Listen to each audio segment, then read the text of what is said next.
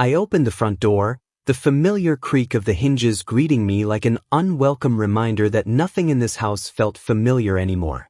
My briefcase hung from my shoulder, heavy, not just with the weight of papers and contracts, but with the unspoken tension that had been building all week. I dropped it by the door and paused, noticing the silence, not the comfortable kind, but the kind that presses against your chest, suffocating. And then I saw it. The papers on the kitchen table, neat, deliberate, like a trap set by someone who had perfected patience and cruelty in equal measure. Divorce papers. My heart thudded, a rhythm out of sync with the quiet around me. I sank into a chair, staring at the bold letters, her name, mine, and the words that sliced through the air. I want everything, except the sun. Everything. Everything I had worked for, every hour spent trying to build a life that balanced career and family, every sacrifice, now reduced to nothing. Except him. Except our boy. A strange, hollow relief washed over me, but it was quickly drowned by a heavier undertow, the fear of what would come next. I could hear her in the other room, moving, the faint click of heels against the hardwood. She didn't speak. She didn't need to. The silence was her voice, louder than any argument I could muster. I could feel her eyes on me, sharp and calculating, waiting for me to react. And I didn't. I just sat there, the weight of indecision pressing down, my mind racing through every failure, every compromise that had brought us here. Later, I met with my lawyer, a man whose patience had been tested by years of clients who couldn't decide, couldn't fight, or couldn't let go. You have options, he said, sliding a thick folder across the table. You can fight for everything. The house, the savings, the car. You could make her sweat. You could. I cut him off. I didn't need to hear the rhetoric of a battlefield I didn't want to fight. No, I said simply. Give it all to her. Everything. His jaw tightened, disbelief written across his face, but I didn't waver. It wasn't about winning or losing anymore. It was about preserving what truly mattered. Preserving him. My son. Walking back to the apartment after signing the papers, I felt the strange duality of loss and liberation. The city hummed around me, oblivious to the turmoil inside. Streetlights cast long shadows, and I imagined my reflection splitting in two, the man who had given up everything, and the man who had held on to what could not be taken. There was no triumph, no relief that could mask the sting of being emptied out, stripped of possessions and security. Yet, there was a clarity I hadn't felt in years. I was alone, yes, but alone in a way that forced me to face myself without distraction, without compromise. Back in the apartment, I listened to the sound of my son playing in the next room. His laughter, innocent and untainted, broke through the haze of dread that had been clinging to me like a second skin. It was a reminder, a tether, that I still had a role, a purpose that no paper could define or take away. The world outside could crumble, careers could falter, relationships could fail, but this bond, this singular, unbreakable thread, remained. And it was enough to keep me moving forward. But even as I allowed myself this fragile comfort, doubts gnawed at the edges of my mind. Had I made a mistake? Should I have fought? Would she see my surrender as weakness and exploit it? The questions spun around, relentless, demanding attention, but I pushed them aside. Not yet. I couldn't afford to be consumed by hypotheticals when the present demanded focus. My son's dinner, his homework, his bedtime routine, these were tangible, real, necessary. The minutiae of life became a lifeline, grounding me in a reality I could control. The next morning, I woke to the pale light of winter filtering through the blinds. Coffee in hand, I stared out at the city skyline, the buildings looming like silent witnesses to a life I no longer recognized as mine. And yet, as I sipped the bitter warmth, I felt a subtle shift within me. There was a quiet resilience, a spark that had been dormant under years of compromise and routine. I realized that surrender wasn't defeat. It was strategy. It was a recognition of value, choosing to protect the one thing that mattered above all else. Later that day, at work, I navigated the corridors with a new kind of awareness. Colleagues passed by, oblivious to the storm beneath my calm exterior. Meetings, deadlines, emails, all the noise of corporate life, now felt distant, almost trivial. I was present, engaged, but untethered from the illusions of possession and pride. My mind, sharp and focused, started calculating, planning, not revenge or reclamation, but a future where my son and I could exist without compromise, without the constant erosion of identity that had haunted me for years. Returning home in the evening, I found myself staring at the empty spaces in the apartment. Spaces once filled with shared memories, now hollow, echoing. The absence was palpable, almost oppressive. Yet, within the emptiness, I began to see potential. Freedom disguised as loss. I could rearrange, rebuild, redefine what home meant for the two of us. Every chair, every wall, every silent corner became a canvas for the life I was about to carve out, deliberately, purposefully. As I prepared my son for bed, brushing his hair back from his forehead, I felt the profound weight of my choices. Giving up everything tangible had not been easy, but it had been necessary. In the quiet moments before he drifted to sleep, I whispered a promise, not grandiose or dramatic, just truthful. We'll be okay. I've got you. And in that simple reassurance, I sensed the first real stirrings of empowerment. I didn't need to fight battles that didn't matter. I just needed to stand firm where it counted. The night closed around us, the cities hum a distant, indifferent lullaby. And there I sat, in the dim glow of a single lamp, reflecting on the day, the choice, the surrender. I had lost much, yes, but in letting go, I had also discovered something I hadn't felt in years: clarity, purpose, and a quiet, stubborn hope that no matter what storms lay ahead, I would navigate them, not with possessions or pride, but with unwavering commitment to the one thing I could never surrender. And yet, even as I let myself breathe in that fragile sense of peace, a subtle tension lingered at the edges of my consciousness. She smiled the day I signed those papers, but what was behind that smile? Contentment? Victory? Or the quiet calculation of a storm yet to come? I didn't know. And maybe that uncertainty was the only constant I could count on. Tomorrow would come, with its challenges, its small victories, and its tests of resolve. But tonight I held on to this. Him, our son, the reason every loss had meaning, the anchor I could never let go. And that, I thought, was enough, for now. I signed the papers before the sun even had a chance to climb fully into the sky. My hand trembled slightly as I pressed the pen against the ink, and yet, for the first time in months, a strange calm settled over me. Everything tangible, every possession, every security I had built, was no longer mine. The house, the savings, the car, all handed over without resistance. And yet, a quiet relief lingered, faint but undeniable, like the first breath after holding water underwater too long. Her smile that day was sharp, triumphant in its own way, but I didn't react. I couldn't. There was nothing left to react to. No anger, no fight, just the heavy, deliberate knowledge that I had chosen to surrender, and in that surrender, I had protected the one thing that mattered. My son. My anchor in a world that had suddenly felt unmoored. Walking home afterward, the city's noise seemed distant, almost irrelevant.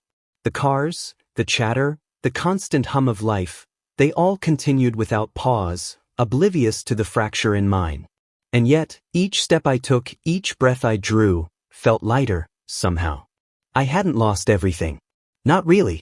I had only redefined what victory meant. The apartment felt emptier than usual when I returned, a stark contrast to the life I had relinquished.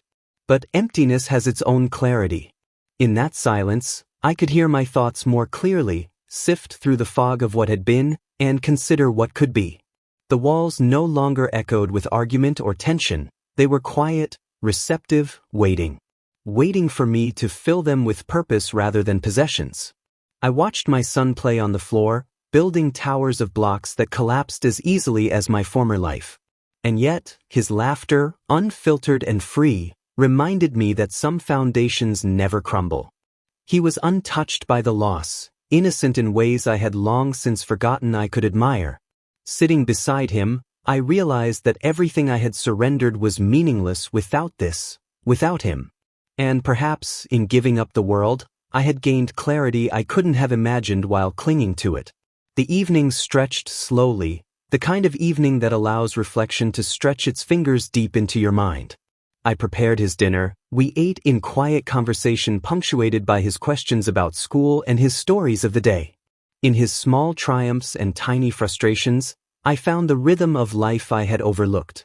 Each moment was a reminder that what mattered wasn't wealth, or status, or recognition. It was presence, consistency, and love that couldn't be signed away. Later, I sat by the window, staring at the city lights shimmering against the dark skyline. The apartment was bare, but it was ours in the truest sense. I didn't need walls filled with trophies or rooms lined with expensive furniture to prove my worth. I had him, and in that simplicity, I felt the stirrings of something new, empowerment born not from accumulation, but from choice. The choice to protect, to prioritize, to focus on what mattered above all else. Yet, surrender carried its own unease. Even as I embraced the liberation, there was a shadow at the edges of my consciousness. Had I done the right thing? Would this choice, this deliberate letting go, invite her to test my boundaries further? I couldn't know. I could only act, and in acting, I found a strange, quiet strength. It wasn't bold or loud, but it was mine. It was deliberate, and it was real. That night, I tucked my son into bed, brushing his hair gently from his forehead. His small hand gripped mine for a moment longer than necessary, and I felt the gravity of my decision settle over me. Everything else could be gone, and I would endure. Because this bond was untouchable. As he drifted to sleep, I whispered to the quiet room, to myself more than to him, "We'll be okay. I promise." It wasn't bravado or defiance, it was truth. And in that truth, a small, stubborn hope took root. A hope that even in loss, in surrender, there was a path forward, one defined not by possessions but by priorities. The city outside hummed softly, indifferent yet persistent, reminding me that life would continue whether I was ready or not. And that was okay. Because for the first time in a long while, I felt the undercurrent of control in my life, subtle but undeniable. Not control over her, not control over what I had lost, but control over what I would no longer let slip away. I would guard him, guide him, and in doing so, I would begin to guard and guide myself. I closed my eyes that night with a quiet determination. Tomorrow would bring challenges, questions, manipulations, perhaps even regrets. But tonight, in the silence of surrender, I had discovered clarity. And clarity, I realized, was the first step toward a life rebuilt on purpose rather than possession. The papers were signed, the world had shifted, and I was standing at the threshold of a new reality, uncertain but unbroken. And that, in its own quiet way, felt like the first victory of all.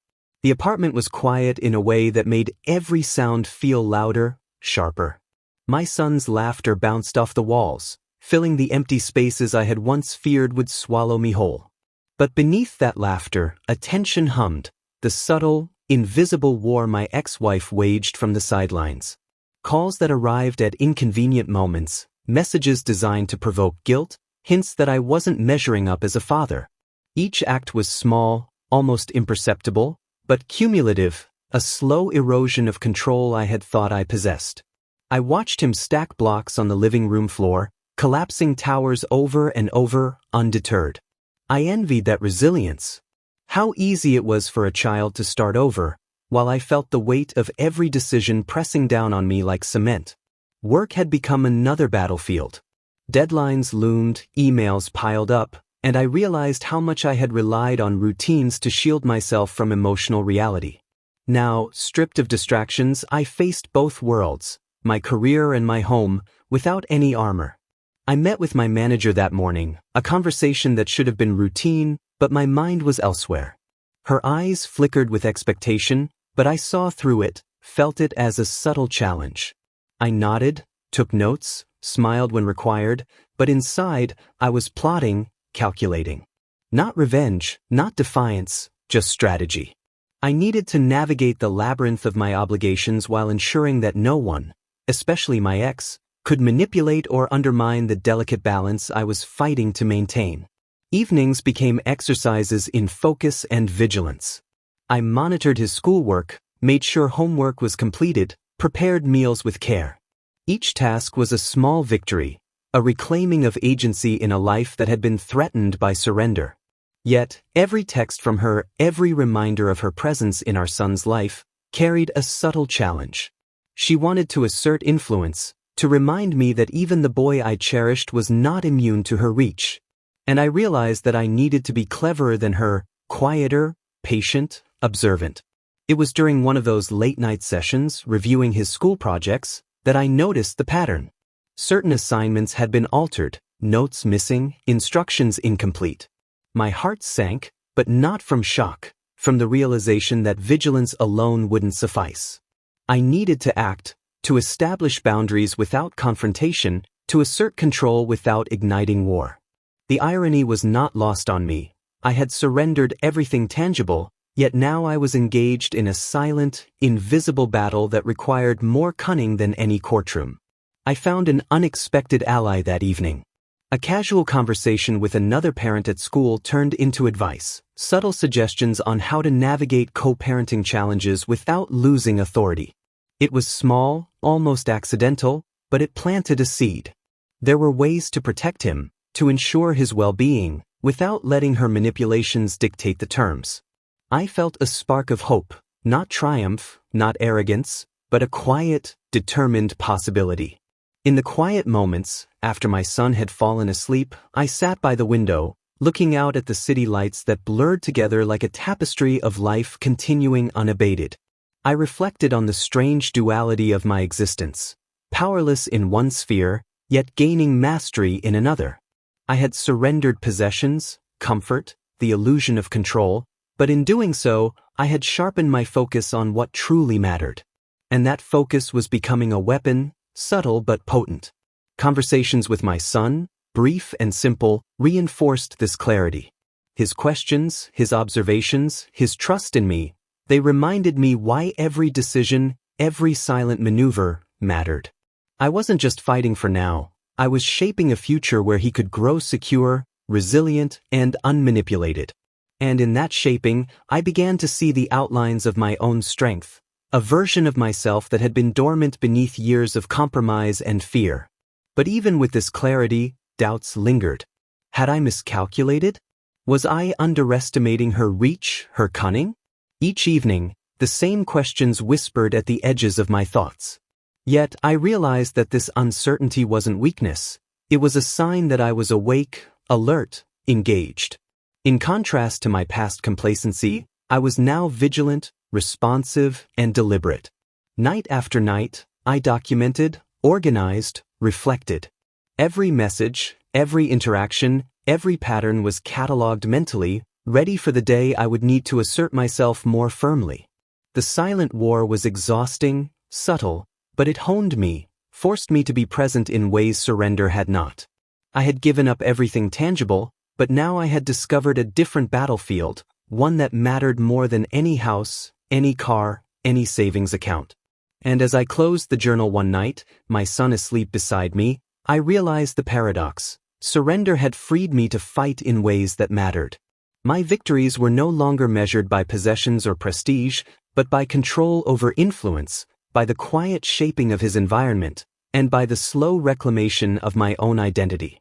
The war was invisible, the stakes high, and the outcome uncertain. But for the first time in months, I felt alive, engaged, ready. And in the quiet, I allowed myself a thought I hadn't dared before. Perhaps, just perhaps, I could win this war without ever firing a shot.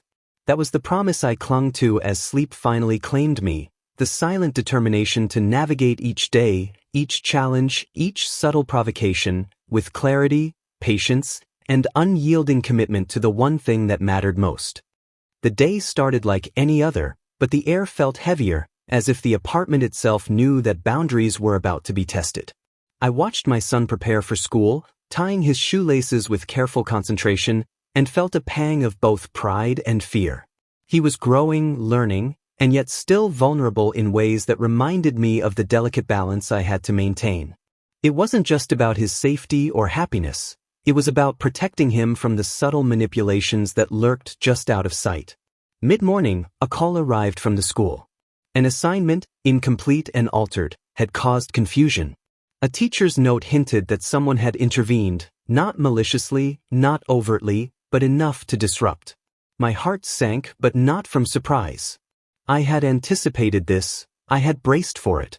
And yet, the sting of intrusion cut deeper than any legal battle. It was personal now. It was a reminder that surrendering material things had not ended the challenges. It had merely shifted the battlefield. Later that day, I found myself walking through the corridors of my office, emails pinging insistently, deadlines looming, colleagues seeking my attention. The contrast between the professional world and the personal chaos I navigated at home was stark. I realized that the skill sets overlapped in unexpected ways. Patience, observation, strategic planning. In both arenas, I had to anticipate moves, measure consequences, and act with both restraint and assertiveness. The realization was sobering and strangely empowering. Returning home, I discovered another subtle act, a misplaced document related to my son's medical records. It was small, almost trivial, but the message was clear. Control could still be challenged. I clenched my jaw, inhaling slowly, allowing the anger to simmer but not explode. Confrontation would serve no one, least of all him. Instead, I documented, filed, and began planning. Each detail mattered, each oversight was a lesson. I was learning to fight without fighting, to assert boundaries invisibly, deliberately. That evening, the confrontation came in its quietest form. She arrived unannounced, ostensibly to drop off a few items for our son. Her presence filled the apartment, a subtle assertion of ownership, of intrusion. We exchanged polite words, careful, measured, each aware of the unspoken tension. She smiled, seemingly innocuous, but I could read the undertone. She expected me to flinch, to yield, to react. And I didn't. I remained calm, measured, deliberate. "You know," she said, her voice light but edged with something sharper, "I just want what's best for him. Isn't that what matters?" I looked at her, my expression neutral, my tone steady. "Of course. And I do too. That hasn't changed. But we need to respect the boundaries that keep him secure." Her smile faltered slightly, and I knew she realized that her subtle manipulations would no longer be as effective. It wasn't victory, not yet, but it was a small, significant assertion of control. I had learned that boundaries weren't about confrontation, they were about clarity, consistency, and resolve. After she left, I sank into the quiet of the apartment, reflecting on the day. Confessions and consequences intertwined in a web of cause and effect. Every subtle intrusion, every altered assignment, every whispered suggestion of inadequacy was a challenge. And yet, in facing these challenges without rage, without panic, I discovered something crucial. Resilience is cultivated in quiet battles, not in grand gestures. Each small victory reinforced my sense of agency, and slowly, imperceptibly, I began to reclaim control over my world. Later that night, I watched my son sleep, the rhythmic rise and fall of his chest a soothing counterpoint to the tension that had filled the day.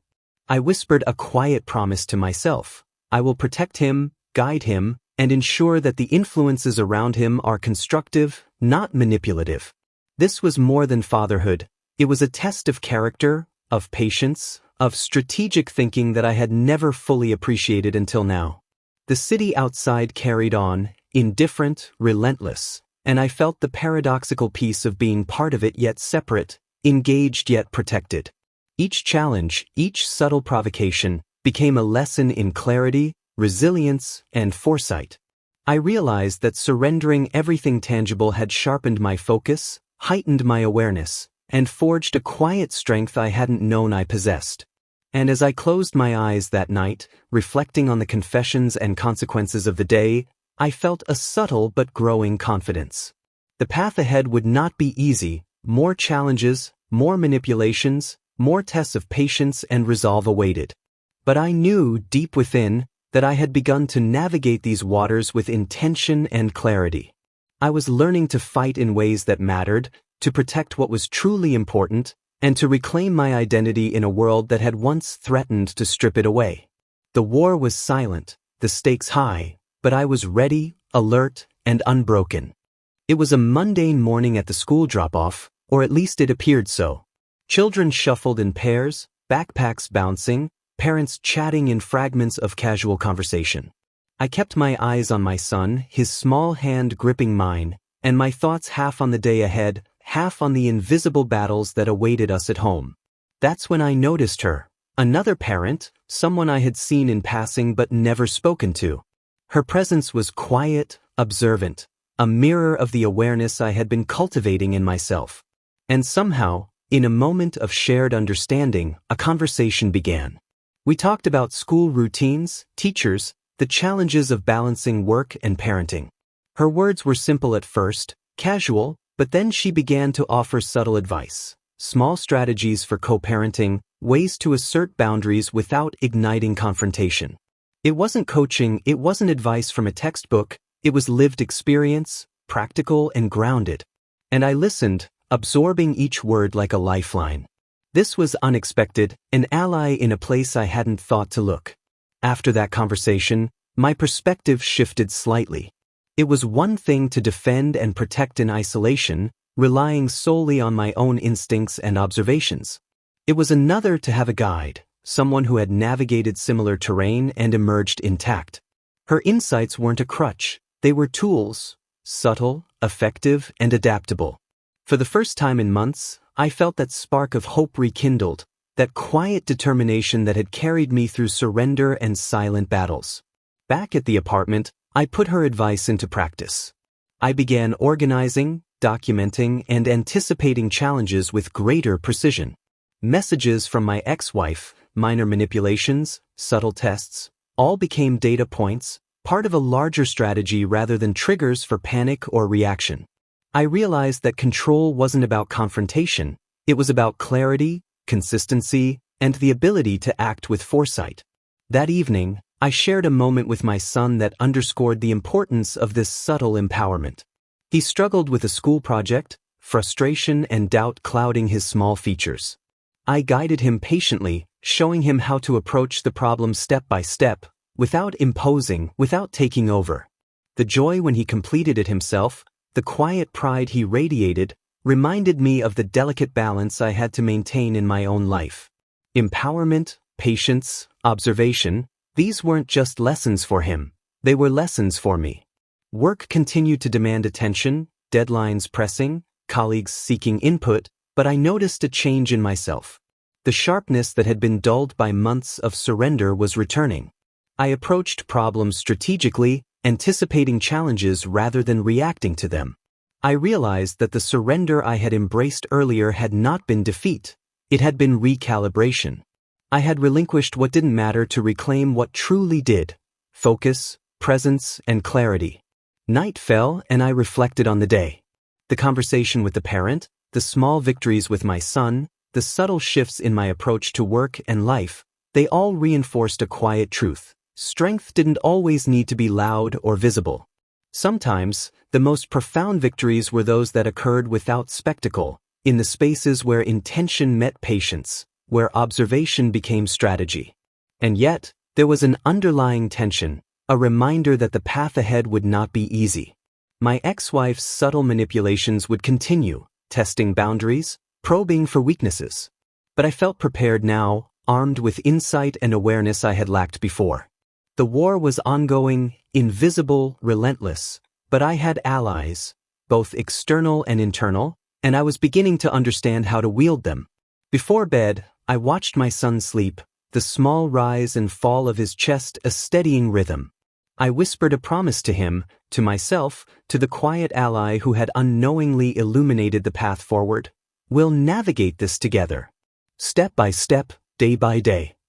The city outside carried on, indifferent yet vibrant, a backdrop to the quiet transformations occurring within the walls of our apartment.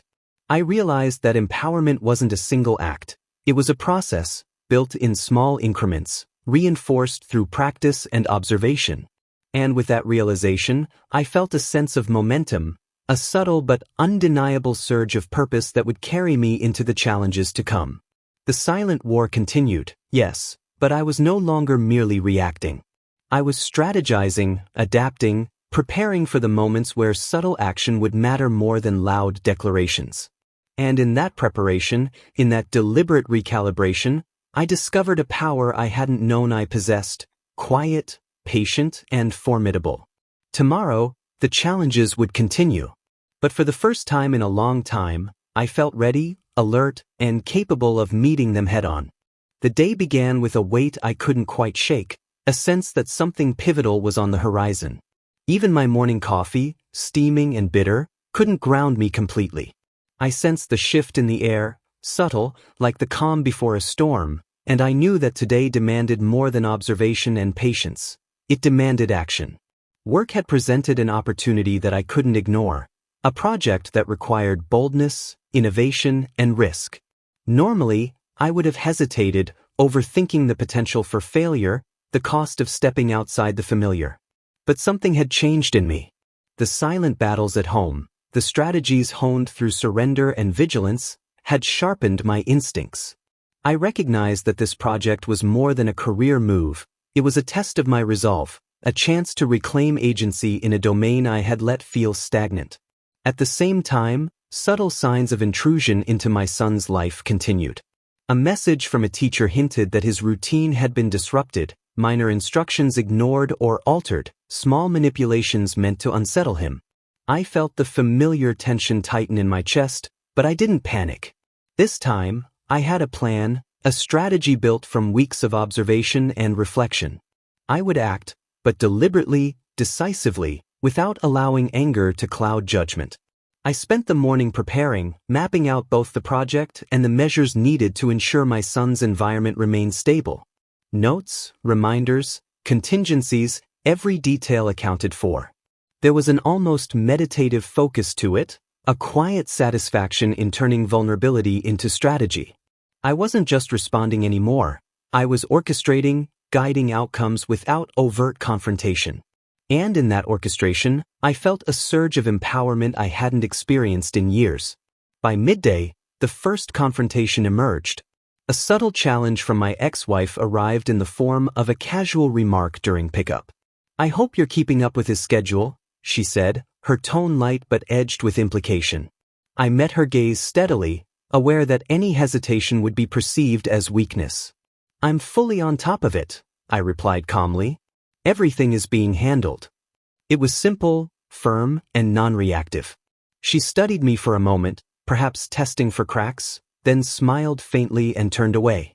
A small victory, but one that reinforced the lessons of patience and calculated action. The afternoon brought the real test, the project pitch. Standing in the boardroom, I felt the familiar adrenaline, but now tempered by confidence rather than fear. I presented with clarity, foresight, and assertiveness, anticipating objections and addressing them preemptively. Colleagues leaned in, engaged, responsive. The approval came swiftly, almost unexpectedly, and with it, a validation that the risk had been worth taking. In that moment, I felt the parallel between this victory and the challenges at home. Both required strategy, patience, and the courage to act decisively when the moment demanded. Returning home, I implemented the changes in my son's routine I had been planning for weeks. Minor adjustments, subtle but effective, ensured stability without confrontation. Each small act of control reinforced my confidence, building momentum in both domains of my life. I realized that empowerment wasn't a single act. It was the accumulation of deliberate choices, each reinforcing the next, until the cumulative effect created tangible change. That night, as I tucked my son into bed, I watched him carefully, noting his sense of security, his confidence. I whispered, almost to myself, "We're moving forward, step by step. Nothing will unsettle us." His eyes, heavy with sleep but bright with trust, mirrored back a calm determination that strengthened my own resolve. I understood then that every boundary I had established, every subtle maneuver, was shaping not just his experience, but mine as well. I was learning to navigate challenges without fear, to act with foresight and clarity, and to reclaim my identity piece by piece. Later, I sat alone in the apartment, reviewing the day, reflecting on the subtle triumphs, the risks taken, and the decisions made. The turning point was not a single moment. It was a convergence of actions and awareness, of strategy meeting opportunity, of patience meeting resolve. I felt the quiet thrill of mastery, the kind that comes not from domination, but from understanding and orchestrating outcomes within your sphere of influence. And yet, even in the satisfaction of small victories, I knew the challenges were far from over. My ex-wife would continue to test boundaries, the city would continue its relentless pace, and work would demand more. But the difference now was palpable. I was no longer merely reacting. I was engaged, alert, strategic, empowered. The turning point had arrived, and with it, the clarity that every choice mattered, every action counted, and every boundary I set was a step toward reclaiming control over my life and my son's well-being. As the city lights flickered outside the window, I allowed myself a moment of reflection and quiet pride. Today had proven that I was capable of navigating the storm, of acting decisively, and of protecting what mattered most. Tomorrow would bring new tests, but for the first time in months, I felt prepared, capable, and unshaken. The turning point was here, and I was ready to meet it head-on. The day arrived with a tension that settled in my chest like a physical weight. I could feel it in every step, every breath, as I prepared for a confrontation I had been both dreading and anticipating. My son, blissfully unaware of the storm that awaited him, played with his blocks on the living room floor, stacking and knocking them down with the same persistence I had begun to cultivate in myself. I watched him quietly, taking in the rhythm of his patience and resilience, and drew strength from it. The meeting with my ex-wife was scheduled at a neutral location, yet the air felt charged the moment we walked in. She arrived first, her demeanor calm but her eyes sharp, scanning for any sign of hesitation, any crack in my composure.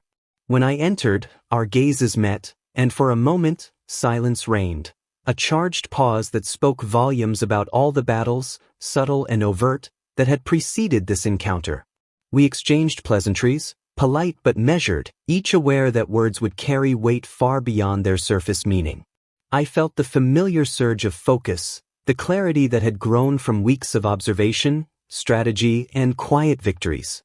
This was the culmination of every boundary I had established, every subtle maneuver I had executed at home and at work.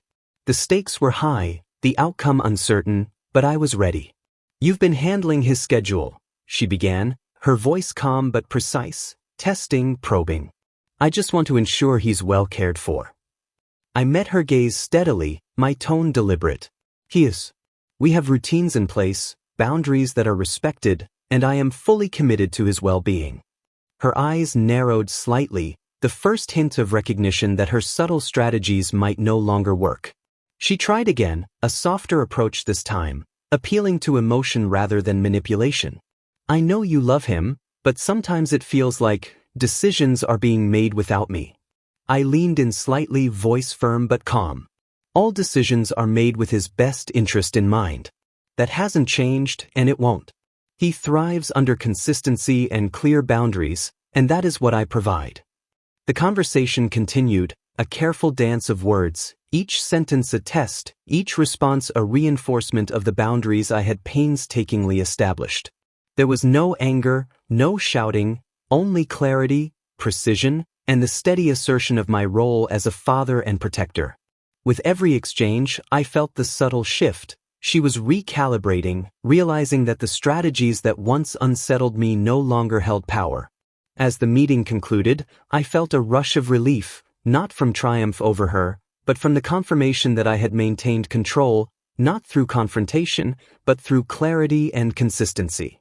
The silent victories of weeks past had culminated in this moment, and the satisfaction was profound. I realized then that empowerment was not about winning battles visibly, it was about orchestrating outcomes with foresight and resolve. Returning home, I carried the calm intensity with me, aware that the culmination of this confrontation had set a new standard. My son's evening routine proceeded with quiet joy, his trust in me reaffirmed through the stability I provided. I helped him with homework, prepared dinner, and listened to his stories, fully present in each moment. The lessons of patience, strategic action, and subtle empowerment were reflected not just in my conduct, but in the small victories of his day as well. Later, I sat alone in the apartment, reflecting on the day's events and the journey that had led here. Every decision, every act of surrender, every silent maneuver had converged into this moment of clarity and control. The climax was not a dramatic confrontation, not a single explosive event, but the culmination of intentional, consistent choices that reinforced boundaries, empowered my son, and solidified my identity. I allowed myself a moment of quiet pride, recognizing that the challenges of the future would not be any easier, but I was now prepared in ways I had never been. The city outside pulsed with life, indifferent, relentless. Yet within these walls, I had established stability, purpose, and a foundation from which we could grow. And as I watched my son drift into sleep, peaceful and secure, I whispered a quiet affirmation, to him, to myself, to the journey that had brought us here: we are ready. We are strong. And nothing will unsettle what we have built. The climax had arrived, subtle but undeniable, and with it came the profound understanding that true strength is cultivated through patience, strategy, and unwavering commitment. The battles may continue, but the foundation was set, and I was ready to meet whatever came next with clarity, confidence, and calm resolve. Morning light spilled across the apartment, soft and forgiving, and for the first time in months, I felt a sense of ease settle in my chest. The tension that had been a constant companion, the uncertainty, the subtle battles, the fear of manipulation, had loosened just enough to allow clarity and calm to take root. I watched my son move about, laughing and talking, the embodiment of resilience and trust, and I realized that the work, the patience, the strategy had all been worth it. Over breakfast, we shared quiet conversation.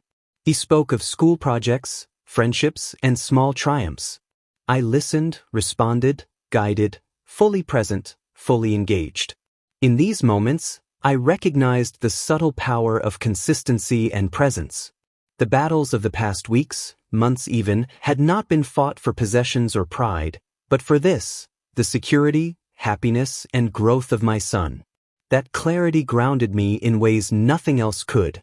The apartment no longer felt like an empty space echoing with absence. It felt lived in, intentional, a home rebuilt around purpose rather than things. Each room, each corner, reflected the choices I had made, the boundaries I had set, the patience I had exercised, the vigilance I had maintained. Surrendering what didn't matter had given me the ability to reclaim what did. I had lost material possessions but gained clarity, empowerment, and, most importantly, the unshakable bond with my son.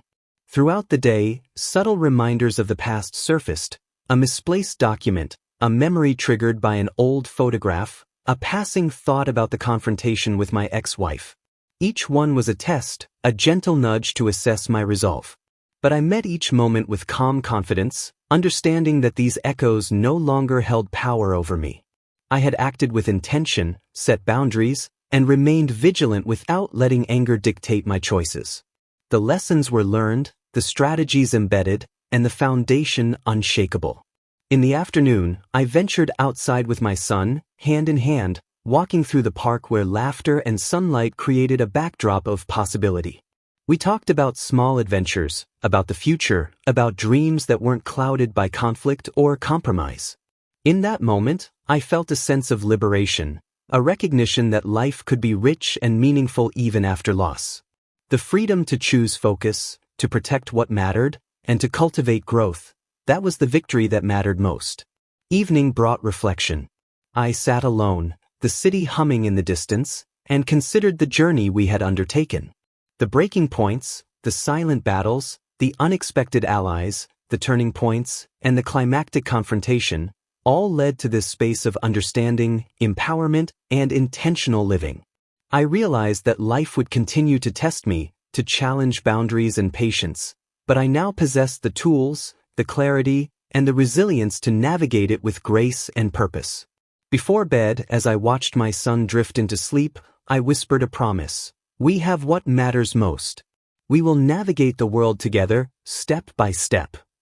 The words were simple, but they carried the weight of every decision, every boundary, every lesson learned. In his calm, trusting presence, I saw the reflection of my own growth. A father transformed, a man reclaimed from the pressures of surrender and the shadow of loss. And as the night settled over the city, I allowed myself to embrace the quiet joy of resolution. The conflict that had defined our lives for so long had transformed into clarity, connection, and purpose. The battles of the past had forged resilience, the victories, subtle and deliberate, had built confidence, and the surrender, once terrifying, had revealed the path forward. The new beginning was not marked by grand gestures or dramatic shifts. It was in the small victories, the quiet moments of presence, the steady rhythm of daily life, and the unwavering bond between father and son. Everything else, the possessions, the legal wranglings, the subtle manipulations, faded into insignificance. What remained was strength, clarity, and an unshakable sense of purpose. I closed the apartment door behind me, carrying a sense of peace I had never known before. The city continued its relentless pulse, indifferent, vibrant, alive, and yet, within our little sanctuary, we had found our own rhythm, our own victories, and our own path forward. The story of loss, surrender, and subtle battles had reached its resolution, leaving us not empty, but full of clarity, connection, and the quiet power of having what truly mattered.